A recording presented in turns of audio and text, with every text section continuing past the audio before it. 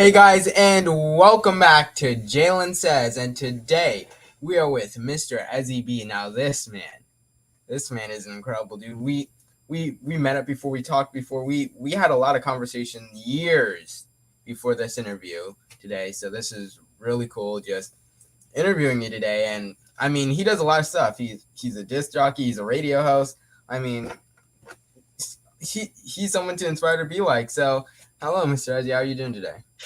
I'm doing good, man. Happy to be here. Thank you for inviting me, of course. The table has officially turned because I'm usually the one doing the interviews, and now I'm being interviewed, so it feels good. Yeah. Yeah. So, to get this started off, as I said, you do a lot of stuff. You're a Yep. disc jockey, you're a radio host, and There, I there, mean, are, there, there are a lot more that people don't know, man. What I put out there is just the media entertainment side of me. But yes, I do a whole lot more than that. I'm a life safety inspector. I'm a fire inspector. I'm a residential inspector. I'm an internal affairs investigator. It's the list goes on.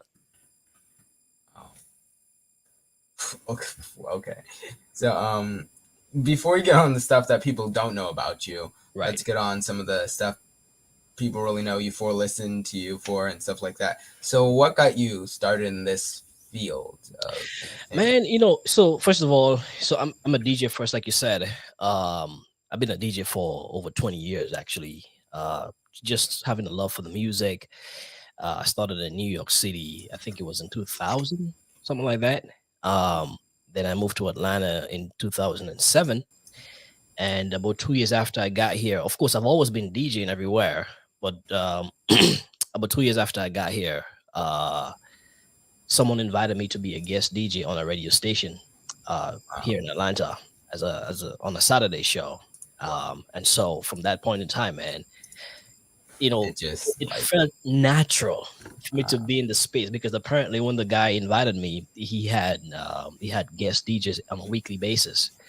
And so once I got in there, he made me the prominent DJ for the show. So that's what started the media portion of what I do from the and entertainment side. so were you like always really into music and I guess telling people stuff? So yeah, actually, so be originally I'm from Grenada in the Caribbean. Most people don't even know that as well, right? And sometimes people try to figure out exactly where I'm from, but I was yeah, my when accent changes. when I saw the New York thing, I'm like, that's a different New York accent too. Absolutely. You get a little Jamaican in there, you get a Grenadian in Yes. there, a little Trini in there. Or it just get tangled up sometimes. But I remember growing up in Grenada, man, and I used to always be listening to music on the radios. And what I found myself doing, which made me realize that I had a very interesting interest in music, is the fact that I used, back in the day. Of course, you probably don't even know this, but we had the cassette tapes. Oh yeah. What I'm saying, with the long strings and stuff like that inside. And I used to find The myself doing Walkmans? the Walkmans, all of the stuff, man. And I used to find myself recording some of the DJ mixes on the radio, like when they're doing the mixes on a Saturday night, on a Friday night, on the weekends in the Caribbean. You're recording the sets, but just before the talk, you're trying to just mute it on there, pause it so you won't get the conversations, and then you continue again. And I used to do this all the time, man. And then of course, as a teenager, you migrate to New York, and then you have access to the music. The music becomes a little bit more accessible to you. And I found myself collecting music because I just love music. It doesn't matter what type of music it was, whether it was hip hop, R&B, reggae, soca, house, uh, mainstream pop. I just found myself just collecting music for a long time. Still not thinking that I'm gonna be a DJ. You know Do what I'm you saying? do you know what your first musical love was? Like your first either band, artist, or like genre that was the one that Right? really stuck to you? Yeah, it was reggae. Reggae dancehall was my biggest thing. Yeah, Yes. and Do you still have? Beanie Man was my biggest dancehall artist at the time. Yeah, yeah. So do you still like have that one song that you played as a child still going on in your head sometime from time? Oh yeah, my favorite song is "The Girls Them Sugar." Do you know what? Do you know that song? No, but it sounds interesting. I mean, I'm gonna send it to. I'm gonna send it to you. okay. It's a clean track. You can play. It plays on the radio and all this stuff. Even today, still, some radio stations still play it. So Wow. it's just a, if you're in the clubs and stuff, man, it's a track that never gets old. Yes. So after you went to New York, moved to New York, and kind of got into this place with the radio, what like boosted you on to the next step? So let's backtrack a little bit. Okay. Moving forward to collecting music and doing my little DJ thing in my house. I was actually discovered as a DJ in my house. You know, But like your family and such? so you're in New York City, you're in Brooklyn, where everything, all the fun happens. Yeah. And I remember one Saturday, one of my friends who actually owned a huge DJ system in New York. Wow. And he came to my house one Saturday, man. At the time, I did this thing to entertain myself. So I had my drinks and all of this stuff in my house. My sound system was connected to my TV and the whole surround sound and all of this stuff, right? And he came to my house and we were cooking some food, and all of a sudden we start drinking and start playing music. And he says to me, he says, Ezzy, do you know you're really good? And I had no idea what the hell he was talking about. I'm like, we talking about, man? He's like, bro, you are so good. Why don't you just come and join my sound and be one of those DJs? I'm like, are you kidding me? I'm like, so guess what? I start getting all nervous and stuff now because, like, man, I'm never DJing for crowds. I do this for myself. I do this in my house. This is just my own personal entertainment. He says, man, just come and try it one time. You are really good. And I remembered my first event that we did. We did a huge wedding in Long Island, New York. And from since that time, man, I just nailed it. And then 2 years later, I branched off, bought my own equipment, started doing my own thing. And then before you know it, I moved to Atlanta, continue with the same thing. Someone knew me from New York, knew that I moved to Atlanta and hired me to do a backyard party in Conyers. And from since that time, man, everything just started flowing from there. Wow. Wow. So I got into the radio by doing another event because the guy who was hosting the radio show, he was actually attending the event as a special guest. And I was the DJ, and he was like, "Who's this guy? I never heard about this guy before. Where this guy came from? I mean, I've been in Atlanta forever, but I never even seen this guy. But his music is so smooth, you know what I'm saying?" So he came up to me and he invited me to the show one time, man. And then once I got in there, he was like, "Okay, you know what, bro? I'm not bringing another DJ. You're it." Wow. So that was how this thing that's how the whole thing started, actually. Wow. Yeah. So And that's about 10 years ago. so from there, did he like bring you like take you kind of under his wing and stuff with his group and radio? So yeah, I've been a part of his radio for about a year. And so the show went off the air. And because I got so used to talking on the mic and playing the music behind the scenes, I decided to build my own studio, man. Yes. But let me say this to you: in this media entertainment business, Jalen, um, people look at it and they figure they want to do this, but as you now know, it's a dog eat dog situation. It's a real crazy world that you're living in, and sometimes when you're looking for support from people, you don't get it. You know what I'm saying? Yeah. And so, he offered to come and help me build my studio in my house, actually in this space that I'm in right now. And guess what? After all these years, I'm still waiting. For some reason, he just never wanted to help further. So I trained myself. I taught myself to do everything independently. That's how the Ezzy B show came about. That's how the 106 live radio came about, because I built everything on my own. Taught myself everything you see on my platform is all self-taught, 100%. Wow, that's incredible. So after you like he never like reached back after that you started to make your own thing and make your own radio show. Absolutely. I had did my radio show from right here in the studio. My show was syndicated into multiple different FM stations across the US, including in Africa, even back in my country in Grenada as well. My show had been syndicated. As a matter of fact, I remembered even when the Barclays Center had just opened in New York. Hey, Stacy.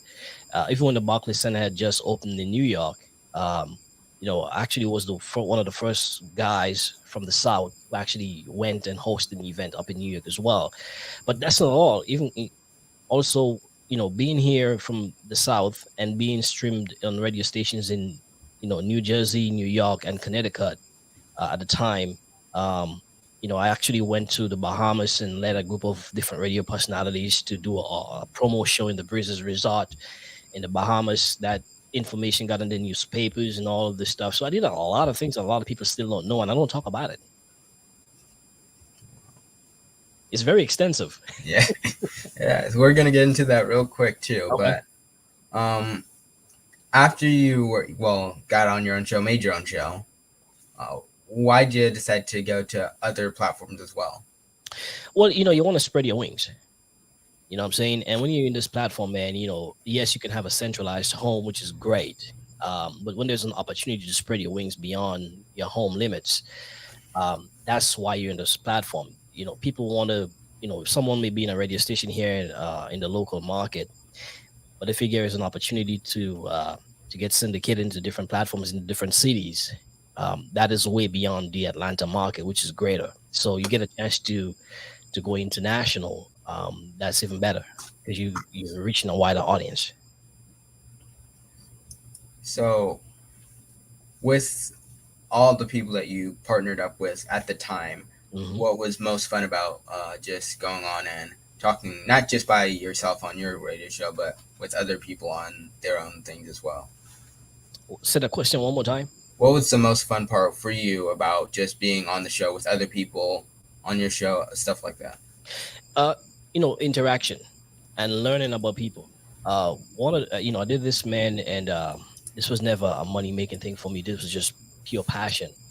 But when you get a chance to connect with people on an international level, you get a chance to tell the stories. There are some great people like yourself who's been in my studio, who have great talents and great stories to tell.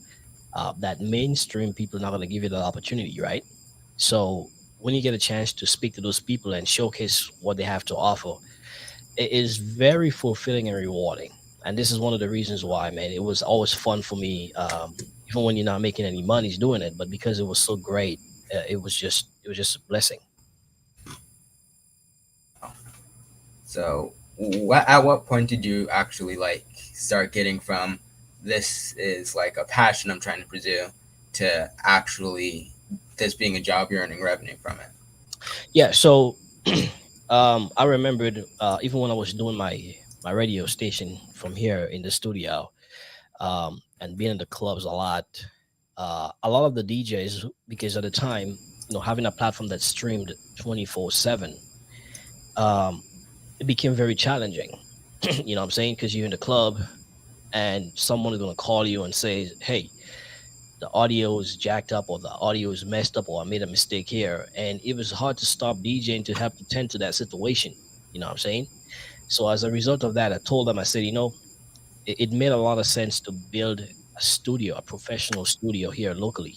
And so, um, by me not just thinking about it, I decided to execute on that and make it happen as soon as possible. And that's the reason how 106 Live Radio had a studio here in Atlanta. Of course, it wasn't just a studio; it was a very professionally well built studio. So, how many radio networks have you worked with? I've worked with quite a few. I can't out of my head, man. I can't even uh, remember all of the platforms, but I've been connected to quite a few radio stations. As a matter of fact, there was another radio station that I used to be the director of production. It was Power 105, I think it was in Boston. Yeah, Power 102.1 Power FM. 102 Power 102.1, and that station was primarily dedicated to diversity, which is something that I love as well.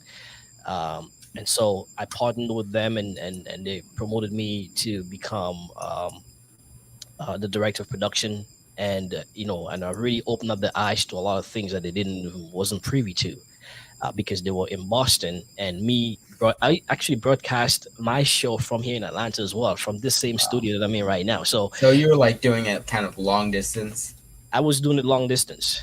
I managed from long distance. I did everything virtually, and I had connections to the platforms, everything from in here. So this is a well built. This platform where I'm speaking from right now has a lot of history. Yeah. Wow. Wow. Oh, did you always like, well, back before you even knew you're gonna be like a host or anything? What did you think your path in life was gonna be? Well, Jillian, what I understand about life, man. Sometimes you have to be like an eagle. What I'm saying? You may have the intentions or the objective to do one thing, but sometimes when the wind blows in one direction and you catch that wind, sometimes you just got to open your wings. You know what I'm saying?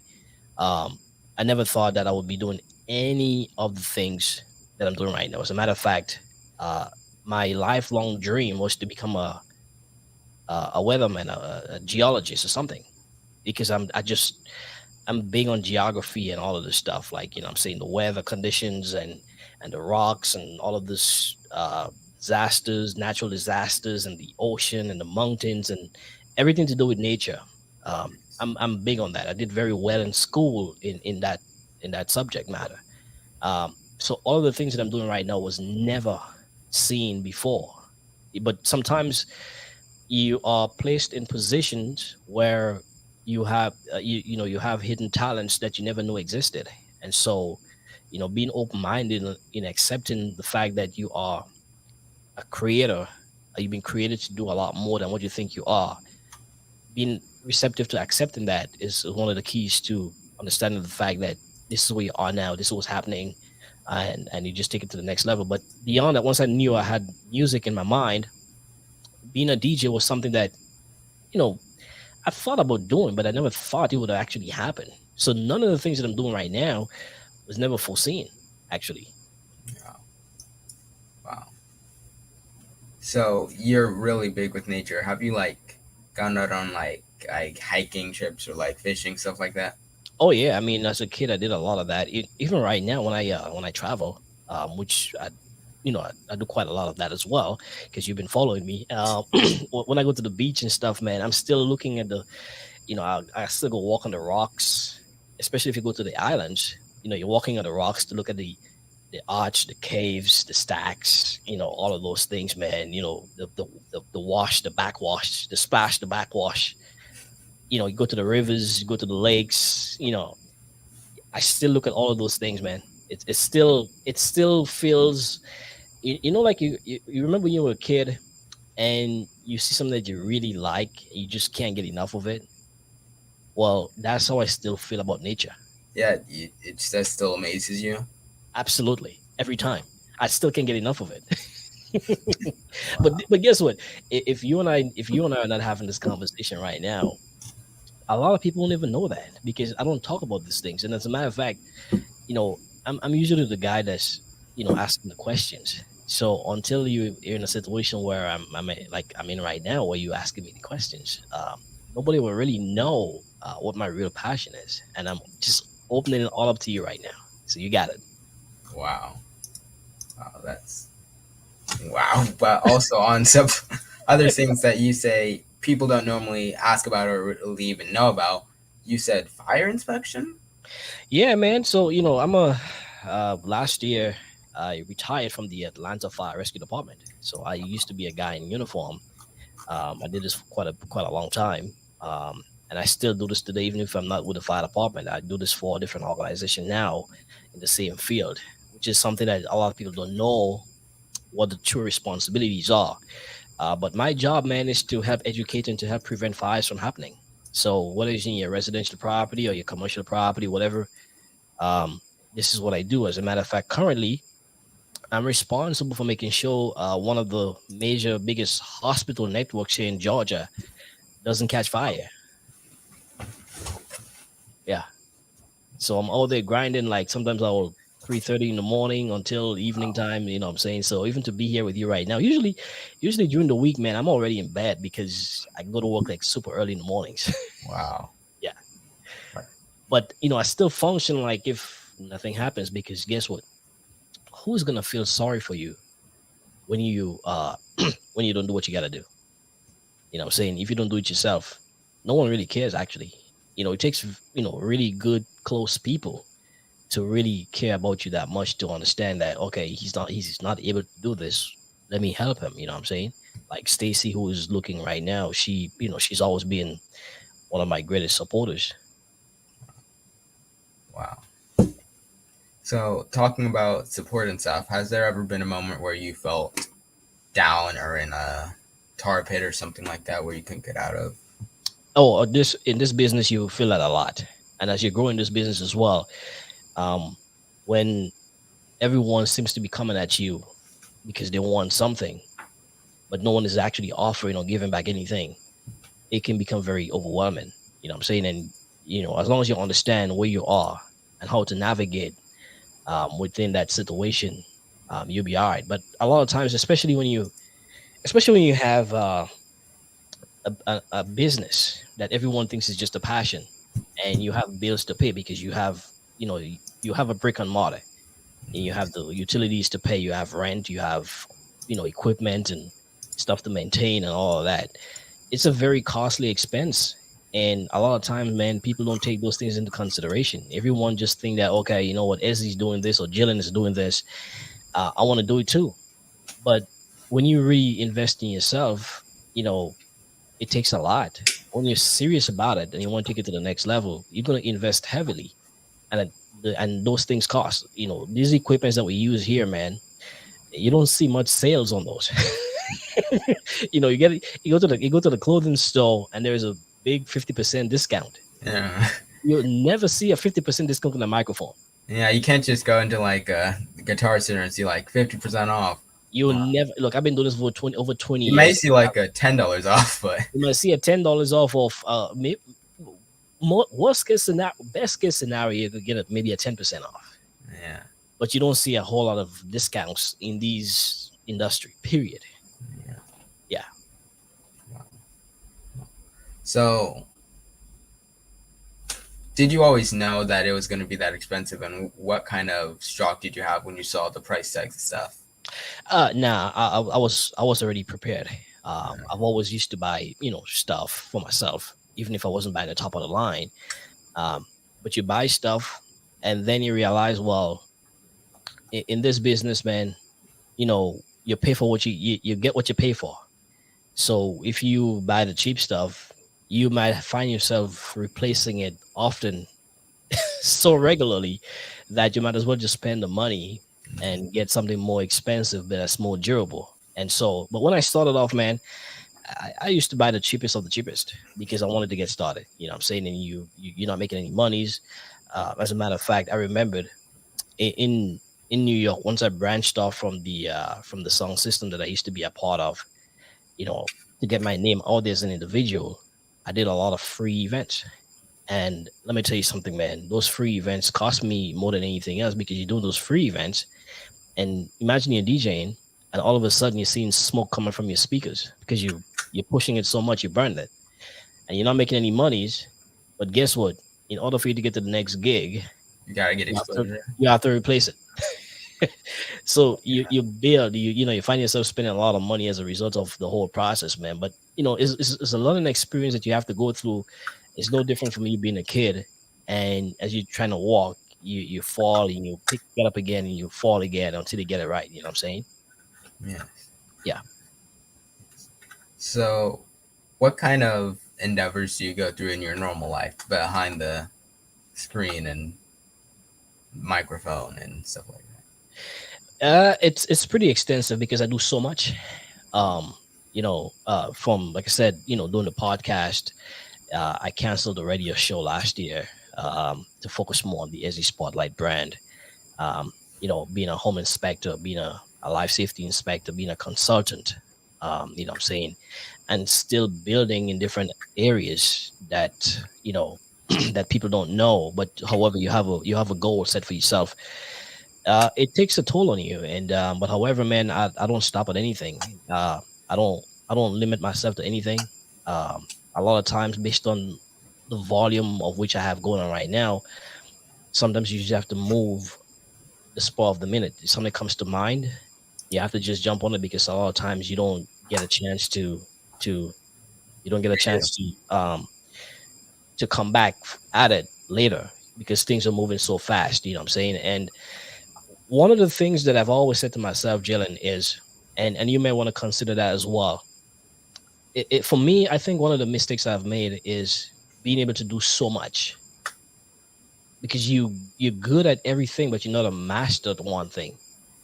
And I'm at a stage right now, bro, where I really believe that it is time that maybe I master one craft. You know, it's still a challenge to navigate or to make the adjustment because you're so used to doing so much. Yeah. But I think I'm getting to the point where I want to be able to do less but be more effective. So I'm currently working on that. Okay. Okay. So, bes- besides the radio show, you do a lot of inspection work. What Yes. got you into that type of thing? So having a passion for education. A lot of times people don't know what they don't know, and a lot of times those organizations they do the best that they can. A lot, but I truly believe that a lot of the things that you see on TV and you hear on the radio doesn't teach anybody anything. Some of the music. Look, I make money doing playing music. I make, I do business talking to people. But can we talk to people and teach people smart things or things that make sense? Things that would enlighten them. And oftentimes, men, we don't do this. And sometimes because it's not raunchy, it doesn't sell fast enough, so people don't focus on that. You know what I'm saying? But for me, educating folks, for example, on things that would keep them safe is a great passion for me. And once you understand what you do, once you understand the task, once you understand the work that goes into it and all of the stuff, it makes sense to the people once you're able to break it down for them. You know what I'm saying? Um, I remember being in uniform, and I remember being in uniform, and people would always ask, "Why are you here? What are you doing? I don't see you guys ever do anything." I said, "Well, exactly. That's my job. Because if something happens, that means I did not do my job. But the fact that you're here and you're safe, and you don't have any emergency situations to run from, that means my job is being done. Because my goal is to prevent any situation from happening." So, were you always into educating people too? Yeah, having conversation. First of all, I'm mostly into having conversations, and then the education comes into that because you can have a conversation that is just a simple one, but you find yourself educating people, but also you're learning from them as well. You know what I'm saying? So I think it goes both ways. Okay. So you're also a counselor as well. So I consult. I do consultations in the same field because I'm not in uniform anymore, so I'm not like enforcing or anything like that. So it's pretty much, it falls under the same uh, topic of prevention, like consulting with them, telling them what they can do, what they could do, what they cannot do, and all of this stuff. I think you might also want to ask the internal investigations. Yeah, well, I did internal affairs investigations for people on jobs that just HR type stuff. I did quite a lot of that as well. Wow. Yeah, no, Oh, you're like no one really knows that. No one really knows that part either. you're like the radio host, the inspector, cool guy, Sherlock Holmes. Well, man, it's been a real journey being able to master um, all of that effectively. A lot of people, like I said, one of the things that people always tell me, Jalen, is you make everything look so easy, and a lot of people never knew that I'm doing all of these things behind the scenes. As a matter of fact, So many people always think that I've always had a strong team behind me, not knowing that a lot of the stuff I do are primarily done on my own. And I remembered I was forced into doing these things, man, because when I used to own the radio station, that where I first met you when you came to my show, of course, a lot of people didn't even know at the time that I owned the station too, because I never bragged about it. You know what I'm saying? I just did it. Yeah. You know, people come in there, man, and they wouldn't even know that, oh, this guy is really in charge. They thought I was just another host, and I just left it as it is because it was never my goal to be, you know, my goal was always to be humbled. Um, but to say all of this, man, you know, you put all these things together and it gets overlooked. You know what I'm saying? I remember people come to the studio, Jalen, and they did an interview with me, and you know, you go to an event, and they act like they don't know you. Mm. You see what I'm saying? You know, someone like you came and you acknowledge me, you grow up to who you are right now, and I'm watching you do your thing, and you're doing a great job at it. Thank you. Congratulations to you. But you appreciate the fact that I give you an opportunity to be in a space like this. But however, most people don't feel that way. So as a result of that, it changes your mindset, how you operate, and how you do business. It's a real learning experience that people don't understand. But at the same time, navigating through all of those obstacles and challenges and doing all the things that you're doing, it's tough. But I think to be in a situation where you perfect the craft the way I have has it was a process and a lesson that I had to learn to be able to do this right now. Because even being in the studio here when I used to do the show, a lot of times, you know, people like Stacy Banton, who's watching right now, um, if there was a problem on the streams, and she's in Jamaica, and she would call me or text me and say, "Hey, we got a problem." You know what I'm saying? But you know, and then being on air, because doing a show like this and doing a radio show is a whole different ballgame, especially when you're syndicating on different platforms, because you can't have dead air on the radio. You know what I'm saying? And you know, being here and monitoring my phone lines, and you got multiple computers in front of you and all this equipment in front of you, and Yeah. something goes down, now you are the host, the engineer, everything all at once, and you still have the conversation going. So it's been a challenge, but however, I embraced it, and so I'm. I don't think you can. I don't think anyone can throw anything at me at this in this business that I can't handle. I think I've mastered it all on my own. So, talking about mastery, you also said you're trying to work on tackling things to master. What's your next goal to master? So my next goal is to master the Ezzy Spotlight brand. This platform was erected, was created um, to be a platform without limits. And rather than doing all the other things, which kind of led to me canceling the radio show last year after 10 plus years, after 10 and a half years, I canceled the show. It really positioned me now to focus on the true brand of Ezzy Spotlight, which is to showcase the hidden gems. So my goal is to talk to people just like you're doing right now, to continue to talk to people, because I've always interviewed a lot of people on my radio shows. As a matter of fact, I had hundreds of people on my radio shows. But it's a continue to showcase the real hidden gems and more on the Ezzy Spotlight platform. And again, that could be audio, it could be video, it could be at the studio, it could be remote. The limits are just endless for the brand. Yes. Yeah. Wow. So, So do you? there's a lot more to come. Okay. If you can follow it, as a matter of fact, you're gonna be back on the Ezzy Spotlight podcast, Spotlight at some point in time. So I Yeah. guarantee that. The link down below, right there. It also should be in the YouTube comments, and for Facebook, we're also going to be putting that up there too. So make sure you check out his podcast. Really good, really deep voice. It's really strong. Makes you. He really tells you what he's talking about with that one. So You know yeah. what's funny, man? You know, just is it yesterday? I think I opened my email, and even if for the year so far, I really haven't been doing a whole lot because I've been so bogged down on my regular job, which is very challenging, as I just mentioned earlier. But I got an email from Amazon. So the podcast is available on all podcast platforms, all the major podcast platforms, from Apple to Google and to iHeart and every place else, Spotify, all of that. And then Amazon sent me a request yesterday to add my podcast to their platform because they heard it was good.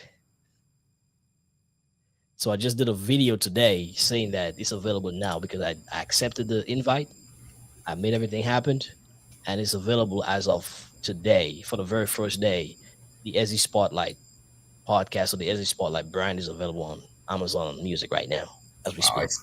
I saw that on Facebook. That's today. That happened today. It happened today.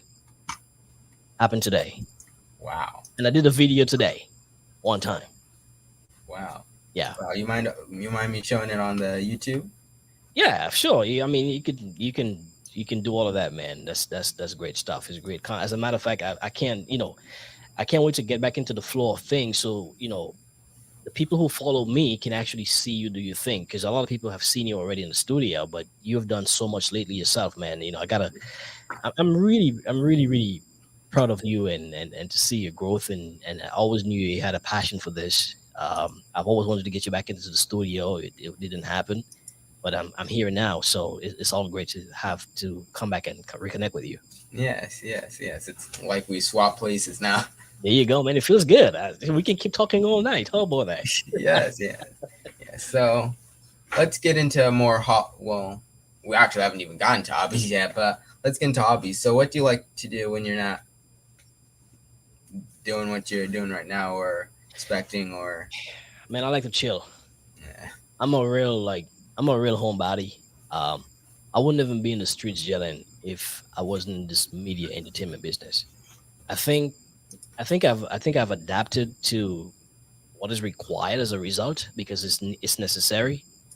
But if I wasn't doing this, I would come home, man, and sit down and put my music on and maybe get me a drink or something like that and maybe just chill and I do a lot of research. I always researching things that I think would work for me based on what I want to do, especially the fact that we in this media space.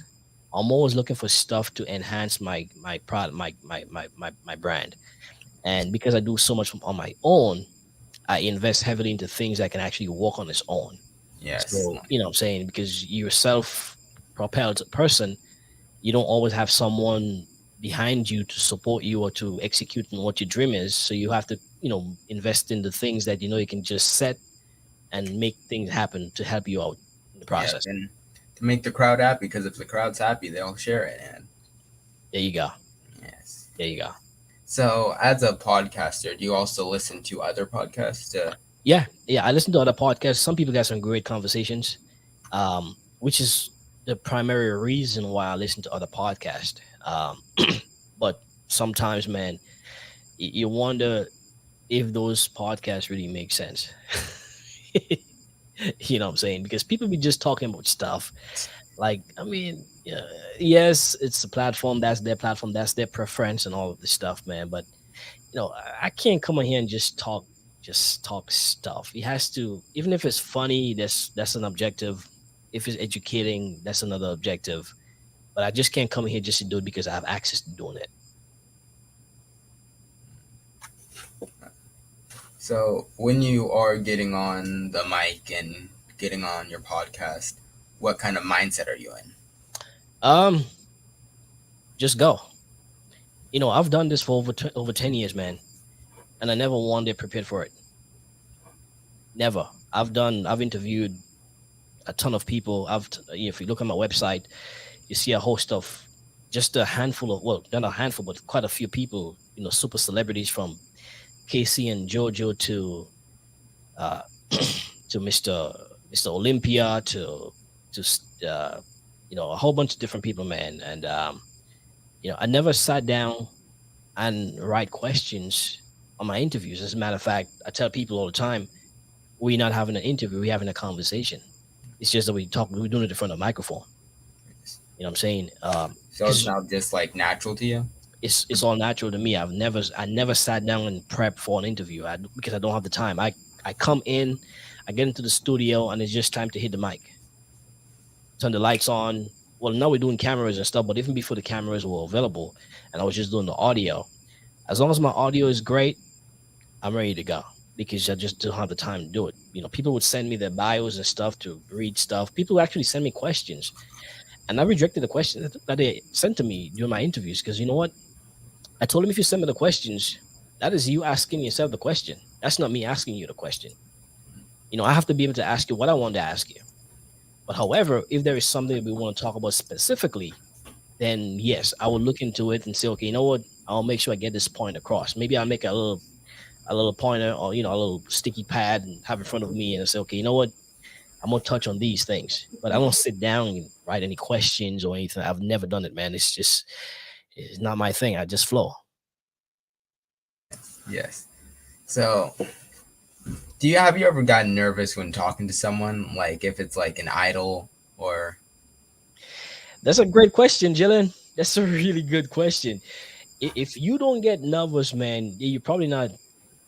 You probably don't have a passion for doing this. You know what I'm saying? I think I believe getting nervous is a good thing when you're doing anything because you're being challenged. You feel like you're going to be challenged, and you have to rise above the occasion. And a lot of times, man, you have to be uncomfortable to grow. So if you're just going to sit here and don't get that little nubbers or the little butterflies. I don't think it makes sense. But ever so often I still get butterflies, including look, I've been on stage DJing for 50,000 people, Wow. and and sometimes you before you get on there, you are like, am I gonna hit it, man? You're backstage and you're wondering, am I gonna make the people move? You know what I'm saying? Oh, You they are really, just gonna sit still this time. Like, what's yeah, I gonna mean, happen then? yeah, exactly. I mean, you're on there and you're wondering, like, I gotta play a good track, and you try to think in your head what's gonna be a good track to start off with. Um, and oftentimes, man, I just go on there and just grab Play. something, and I'm like, okay, you know what? I'm gonna hit it with this. I'm gonna hit it with that. And if they're not moving, then I'm gonna switch to this. Blah blah blah. But yeah, man, but yeah, you do get nervous sometimes when you go on there, man. Especially when you have a big star that's gonna be passing through and you just don't know what they're gonna request from you because a lot of those guys, man, they come in there with attitudes and stuff, like what I'm saying, and you have to be prepared, like what I'm saying. So for me, I think if you stay ready, you never have to get ready, and that's been my mentality the whole time. So and you're never gonna always get it right because you just don't know what everyone is thinking. You just don't know what other people is what's in their head, but you just have to be prepared so anything happens you can sway, especially for the fact that let's say you're in a public event and something goes wrong that is not your fault and you are the DJ. Guess what happens? Everybody You looks at win. you as a bad guy. Even if the engineer messes up on the side because you have a big sound system on the stage, You're the one everyone's looking at. you're the one everyone's looking at. You know what I'm saying? And you have to make sure that you are comfortable with everything that's going on, so that way you don't panic as well. Because if you If you panic, panic, it makes it look obvious.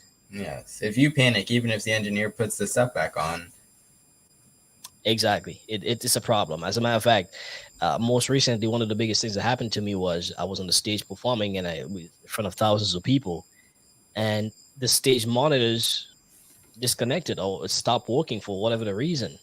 You know what I'm saying?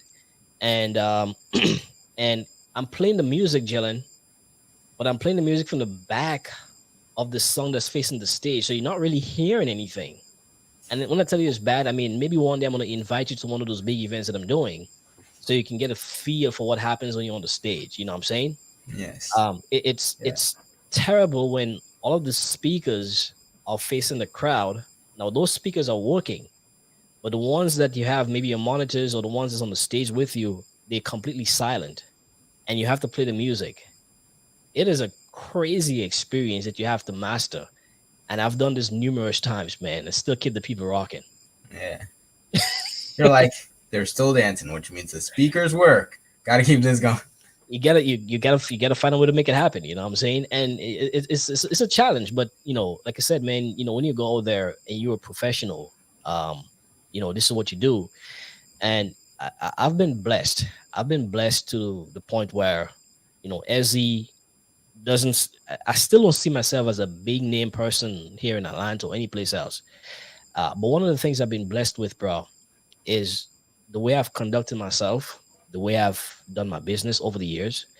Um, I've stayed busy the entire time. Like even right now, as you can tell, I'm still super busy. Like I literally DJ almost every weekend for years, and I still do today.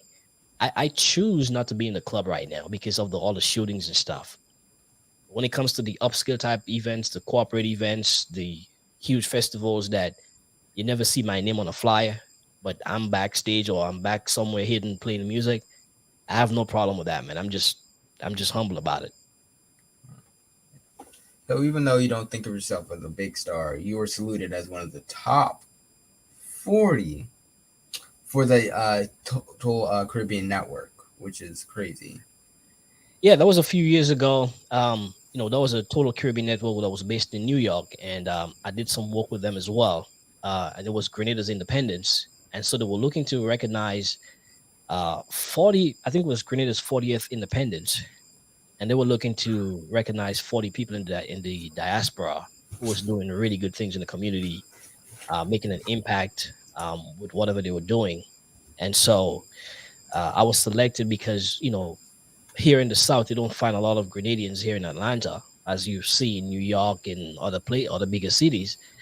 But the fact that I was making an impact outside of my country's community, because again, you have different Caribbean countries that's connecting with me. As a matter of fact, I'm Caribbean, but most of the events I do are non-Caribbeans, and a lot of people don't even understand that. I'm saying I've done all of the hip hop stuff, all of the African stuff, and all of that, man. And it's all good. I don't complain, man.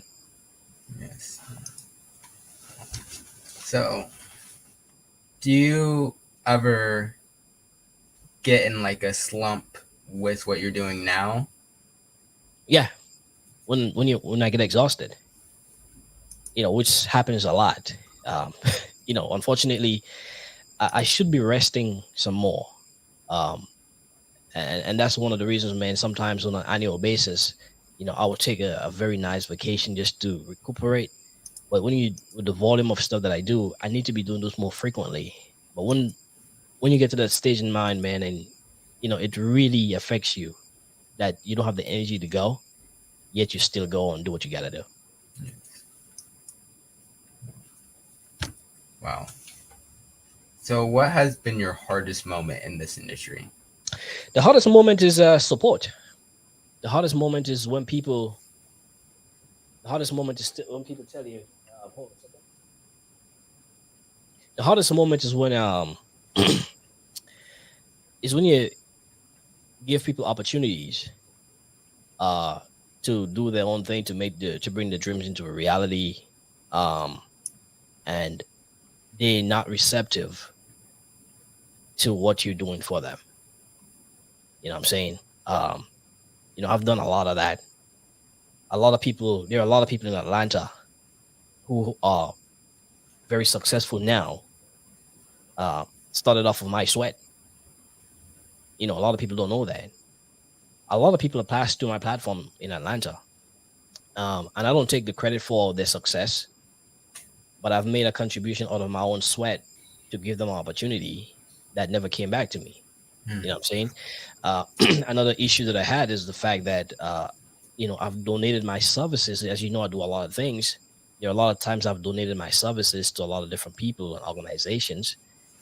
And when I needed their services, for example, they don't treat me the very same way. Hmm. So I donated my services to them. But when I needed their service, they charged me a lot of money.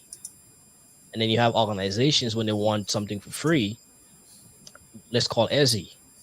But when they have an event going on, that they're gonna pay for the services, then they go with someone else. So all of those experiences have changed my mindset, how I do business and all of that stuff right now. That's why unfortunately, if someone calls me right now to ask me a question, you gotta pay for that. It's not free anymore. I mean, you can call me. Okay, I got you covered.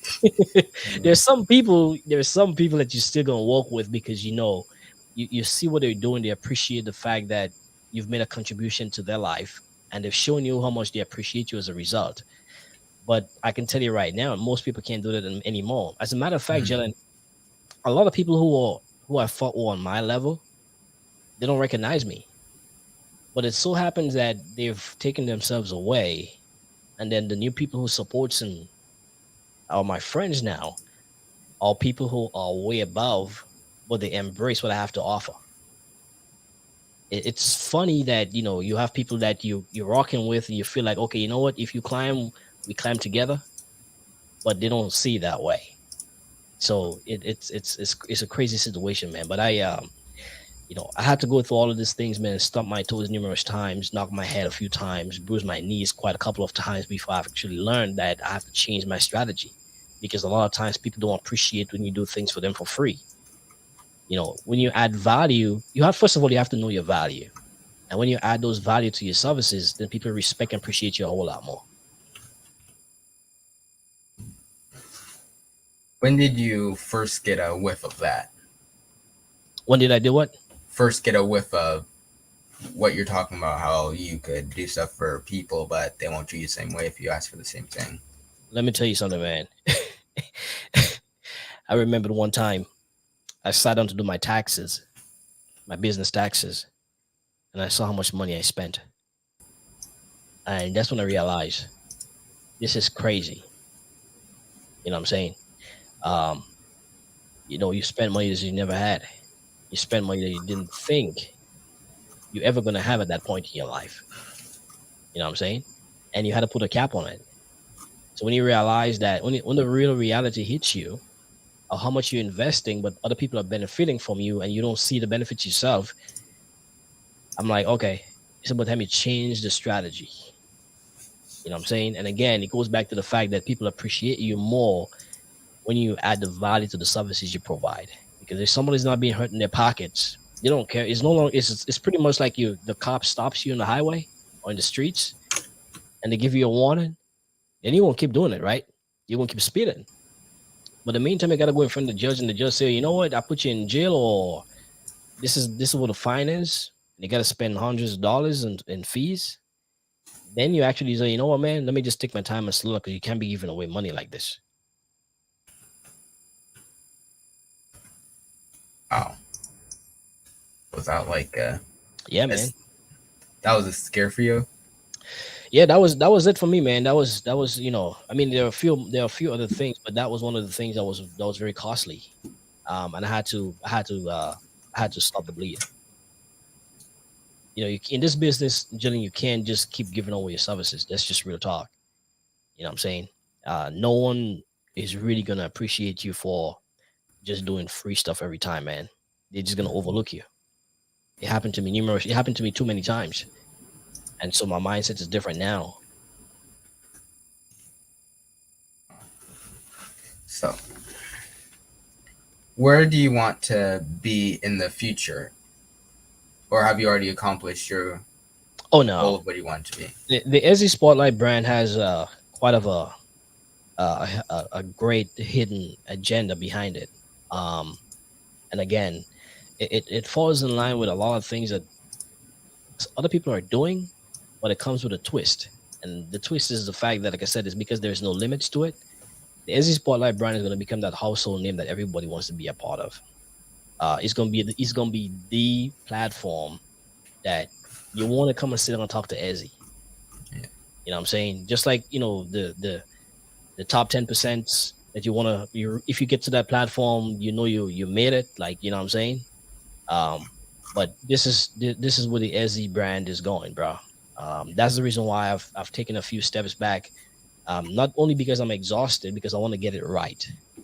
You know what I'm saying? I've invested heavily within the last few years, or within the last year, when I decided, well, I'm going to end the radio show after the 10 and a half year run, and focus more on the brand.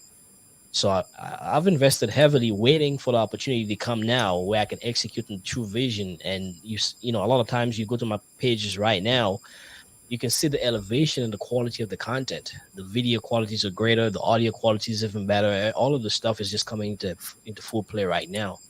And it's not because I'm doing a whole lot; it's because I'm doing less, but I'm more focused on the quality of the content. Well, so with that, our time has almost come to an end. But Already, man. Come on. yeah, I know, I You know. want to talk But about still, man. Come on, man. okay, I have a couple more. So normally I ask questions about food and such. So what do you preferably like to eat? I like to eat healthy food, man. You know, being from the Caribbean, I still cook a lot of Caribbean type foods. You know, I still go to the farmers market, and you know, I get the all of the natural stuff as much as I can. You know, I love seafood.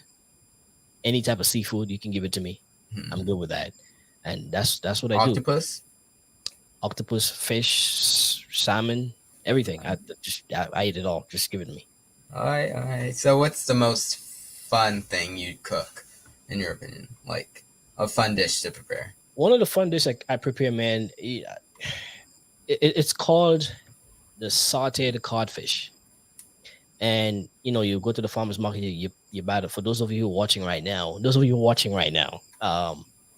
if you're from the Caribbean or you visited the Caribbean at some point in time, you probably have had a sample of, you know, the codfish mixed up with the vegetables like the peppers, the scallions, the onions, the carrots, tomatoes, the cucumbers, all of the good stuff that you can make and enhance that thing, man.